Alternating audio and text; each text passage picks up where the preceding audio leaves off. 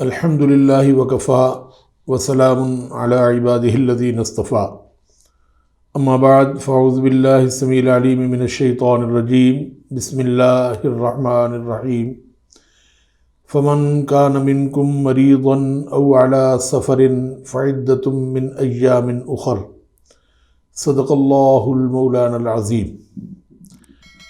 آج ہمارا موضوع روزہ اور انسانی صحت کے حوالے سے ہے،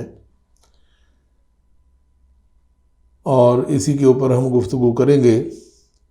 رمضان المبارک کے شروع ہونے کے بعد اکثر لوگ ہیلے بہانوں سے کام لیتے ہیں، اور کبھی تو یہ کہتے ہیں کہ ہم سے روزے رکھے ہی نہیں جاتے۔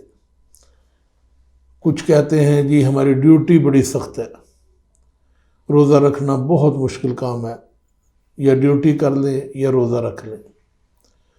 کچھ لوگوں کا بہانہ یہ ہوتا ہے کہ ہم روزہ رکھتے ہیں تو بیمار پڑ جاتے۔ اس طرح کے بے شمار بہانے ہیلے وہ کرتے ہیں اور روزے سے جان چھڑانے کی کوشش کرتے ہیں، اور نتیجتاً وہ اللہ رب العزت کی رحمت سے محروم رہ جاتے ہیں۔ حضرت سیدنا ابو ہریرہ رضی اللہ تعالیٰ عنہ حضور نبی رحمت حضرت محمد مصطفیٰ احمد مجتبیٰ صلی اللہ علیہ وآلہ وسلم سے روایت فرماتے ہیں کہ پیارے نبی صلی اللہ علیہ وآلہ وسلم نے ارشاد فرمایا، صوموا تصحوا، روزہ رکھو اور صحت مند ہو جاؤ گے، یعنی روزہ رکھو تو تم صحت مند ہو جاؤ گے۔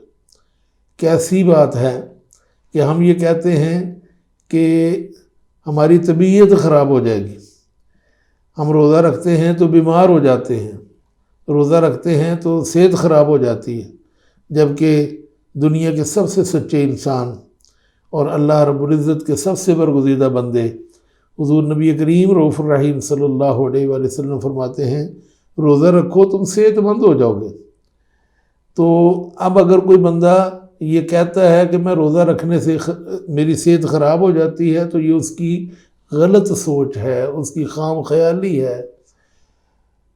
وہ اللہ رب العزت کی رحمت سے دور ہو رہا ہے اور اپنے ہاتھوں سے اپنا بیڑا غرق کر رہا ہے، اپنے ہاتھوں سے، یعنی خود وہ بدبختی اور محرومی کے راستے پر چل رہا ہے۔ اللہ رب العزت کے حکم کے مطابق روزہ رکھے، حضور نبی کریم صلی اللہ علیہ وآلہ وسلم کے اس فرمان کے مطابق کہ جس میں آپ نے فرمایا کہ تم روزہ رکھو صحت مند ہو جاؤ گے، اس سے روزے کی برکتیں حاصل کرے، نیک بختی اور سعادت مندی حاصل کرے، کامیابی اور کامرانی حاصل کرے، صحت کو اپنے دامن میں سمیٹ لے اور اللہ اور اس کے رسول کے پیارے بن جائیں۔ لیکن دوسری طرف جو واقعتاً بیمار لوگ ہوتے ہیں، یا اس کے ساتھ جو میں نے آیہ مبارکہ پڑھی اس میں مسافروں کا بھی اللہ رب العزت نے ذکر فرما دیا، اور مسافر جس کو ہم شرعی مسافر کہتے ہیں، 92 کلومیٹر کا سفر کم از کم وہ ہوتا ہے، تو وہ شرعی مسافر ہوتا ہے۔ تو اگر واقعتاً کوئی بندہ بیمار ہے اور یا وہ مسافر ہے، تو اس کے لیے اسلام خود بخود رخصت عطا فرماتا ہے، اس کے لیے بہانے بنانے کی ضرورت نہیں ہے۔ اللہ تعالیٰ فرماتا ہے، فَمَنْ كَانَ مِنْكُمْ مَرِيضًا أَوْ عَلَىٰ سَفَرٍ فَعِدَّةٌ مِّنْ أَيَّامٍ أُخَرَ، تو تم میں سے جو کوئی بیمار ہو یا سفر میں ہو تو اتنے روزے اور دنوں میں پورے کرے۔ یعنی اگر وہ ایسا بیمار ہے کہ روزہ اسے شدید نقصان پہنچا سکتا ہے، تو اسے چاہیے کہ وہ صحت یابی تک روزہ مؤخر کر دے، اور جب صحت یاب ہو جائے تو پھر روزہ رکھ لے۔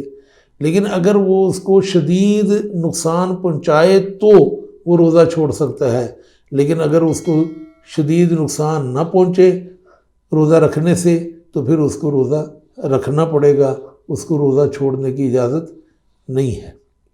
اور اگر وہ شرعی مسافر ہے، اس نے 92 کلومیٹر کی مسافت کرنی ہے، اور وہاں کم از کم اس نے 15 دن سے کم اس نے ٹھہرنا ہے، تو پھر اس کو اجازت ہے کہ وہ روزہ نہ رکھے۔